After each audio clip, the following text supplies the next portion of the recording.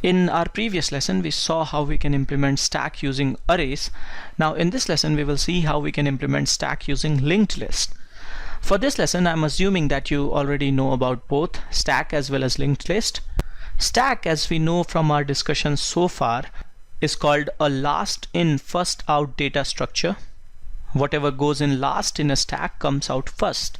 It's a list with this restriction that insertion and deletion must be performed only from one end, that we call the top of stack, and insertion in a stack is called push operation and deletion is called pop. To implement a stack, all we need to do is enforce this behavior in any implementation of a list, that insertion and deletion must be performed only from one end, and we can call that end top of stack. It's really easy to enforce this behavior in a linked list. I have drawn a linked list of integers here. This is logical representation of a linked list. A linked list is a collection of entities that we call nodes. Each node contains two fields, one to store data and another to store the address of the next node. Now let's assume that these nodes are at addresses 100, 200 and 400 respectively. So I will fill up the address part as well. The identity of a linked list is the address of the first node that we also call the head node. A variable stores the address of head node. We often name this variable as head. Unlike arrays, linked lists are not of fixed size, and elements in a linked list are not stored in one contiguous block of memory. We already know how to create a linked list or insert and delete elements from a linked list from our previous lessons. I'm just doing a quick recap here. To insert an element in a linked list, we first create a new node, which is basically blocking some part of memory to store our data. In this example here, let's say for my new node, I'm getting address 350. We can set the data part of the linked list as whatever value I want to add in the list. And then I need to modify the address field of some of the existing nodes to link this node in actual list. Now for a stack, we want that insertion and deletion must always happen from the same end. We can use a linked list at stack if we always insert and delete a node at same end. We have two options. We can insert or delete from end of the list, what we also call tail, or beginning of the list, that we call head. If you remember from our previous lessons, inserting a node at end of linked list is not a constant time operation. The cost of both insertion and deletion at end of linked list, if we have to talk about the time complexity of it, is big O of n. Here in the definition of stack, we are saying that push and pop operations should take constant time, or their time complexity should be big O of 1. But if we will insert and delete from end, time complexity will be big O of n. To insert a new node in a linked list at the end, we need to go to the last node and set the address part of that node to make it point to the new node. To traverse a linked list and go to the last node, we should start at the head or the first node. From first node, we get the address of the second node. So we go to the second node, and from second node, we get the address of the third node. It's like playing treasure hunt. You go to the first guy, ask the address of the second guy, and then you go to the second guy, ask the address of the third guy, and so on. Now once I've reached this last node in my example here, I can set its address part to make it point to the newly created node. All in all, this operation will take time proportional to number of elements in the linked list. To delete a node from end, once again we will have to traverse the whole list. We will have to go to the second last node, break this link. We will set the address field as 0 or null, and then we can simply wipe off the last node removed from the list from computer's memory. Once again, the cost of traversal will be big O of n. So inserting and deleting at end or tail is not an option for us, because we will not be able to do push and pop in constant time if we choose to insert and delete from end. The cost of inserting or deleting from beginning, however, is big O of 1. it will take constant time to insert a node at beginning or delete a node from beginning. To insert a node at beginning, we must create a new node. In this example here, once again I have created a new node. Let's say the address of the new node is 350.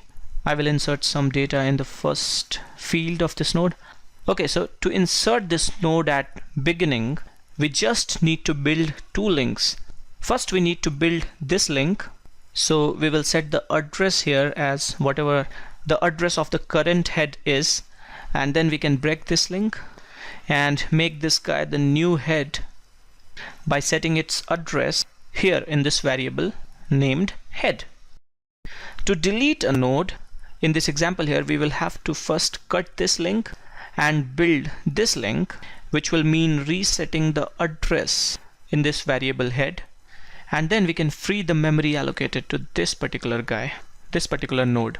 Deletion from beginning once again is a constant time operation. So this is the thing, if we will insert at beginning and delete from beginning, then all our conditions are satisfied. So linked list implementation of stack is pretty straightforward.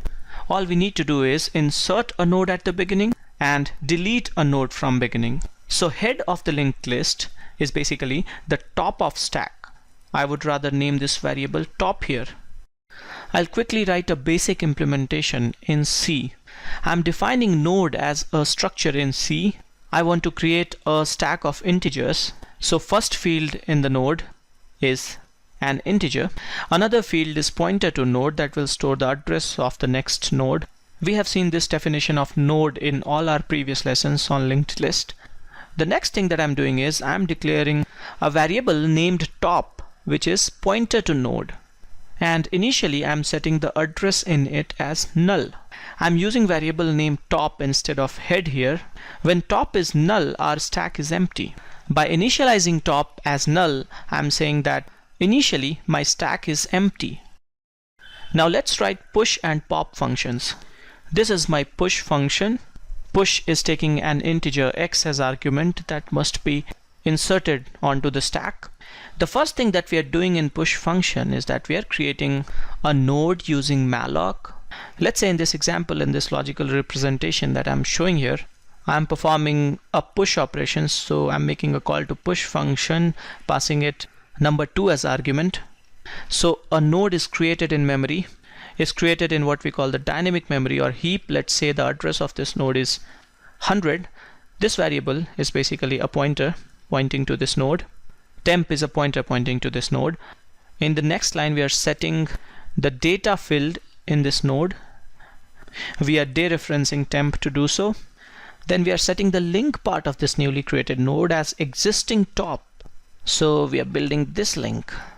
And then we are saying top equal temp. So we are building this link. This is simple insertion at beginning of a linked list.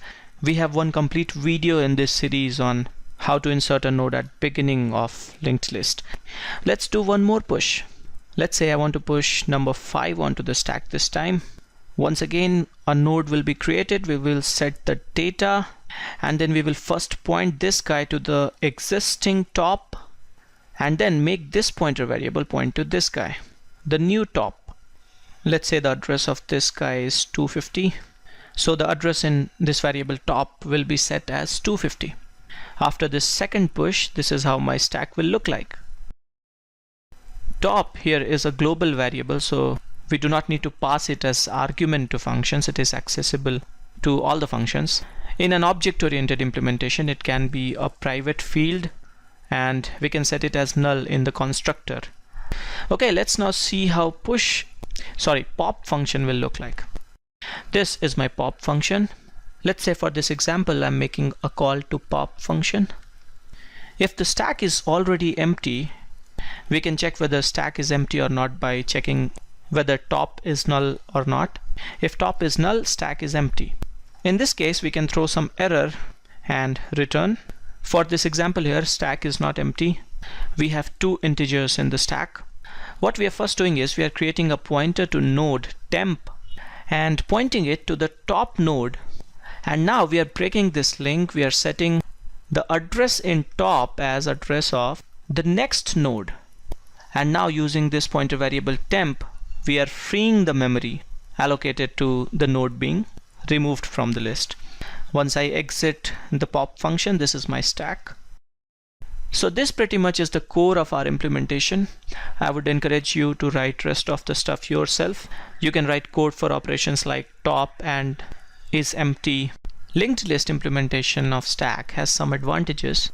One of the advantages is that unlike array-based implementation, we do not need to worry about overflow unless we exhaust the memory of the machine itself. Some amount of extra memory is used in each node to store reference or address, but the fact that we use memory when needed and release when not needed is something that makes push and pop operations more graceful. So this is linked list based implementation of stack. In our coming lessons, we will solve some problems using stack. This is it for this lesson. Thanks for watching.